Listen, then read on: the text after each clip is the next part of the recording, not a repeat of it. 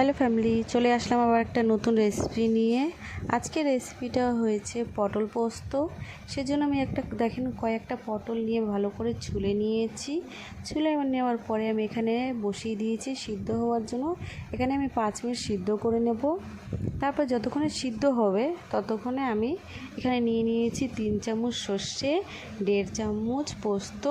এটারে ভালো করে বেটে নেব।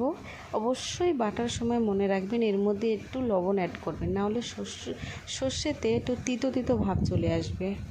সেই জন্য আমি এখানে একটু জল দিয়ে, প্রথমে আমি জল ছাড়া গুঁড়ো করেছিলাম, তারপর একটু জল দিয়ে বাটলে খুব সুন্দর বাটা হয়। তারপর নিয়ে নিয়েছি আমি তেল। এখানে অবশ্যই সর্ষে তেল দিয়ে আপনারা রান্না করবেন। তারপরে আমি দিয়ে দিয়েছি যে কটা পটল ছিল সেটারে আমি এপিট ওপিট করে ভালো করে লাল করে ভেজে নেব।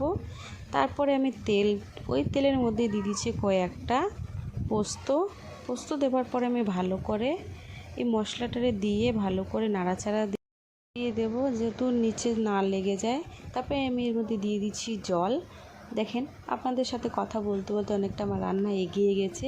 আপনারা যদি আমার চ্যানেলে নতুন থাকেন অবশ্যই আমার চ্যানেলে সাবস্ক্রাইব করবেন।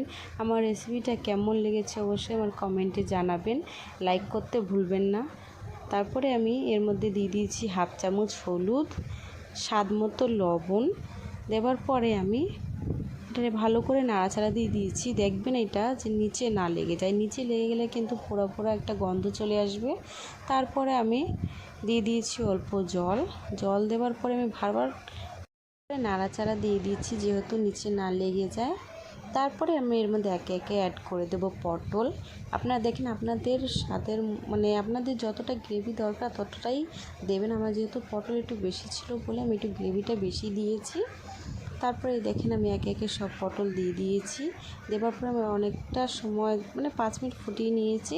তারপরে এর মধ্যে দিয়ে দিলাম 1/2 চামচ চিনি। একটু মিষ্টি মিষ্টি থাকলে ভালো লাগে রান্না করতে। যদি আপনাদের মিষ্টি না দেওয়ার ইচ্ছা থাকে তাহলে আপনারা এটা স্কিপ করে দেবেন। তারপরে দেখেন আমার কথা বলতে বলতে আমার রেসিপিটা রেডি হয়ে গেছে। আপনারা অবশ্যই একবার ট্রাই করবেন। আবার দেখা হচ্ছে পরে ভিডিওতে। Bye bye.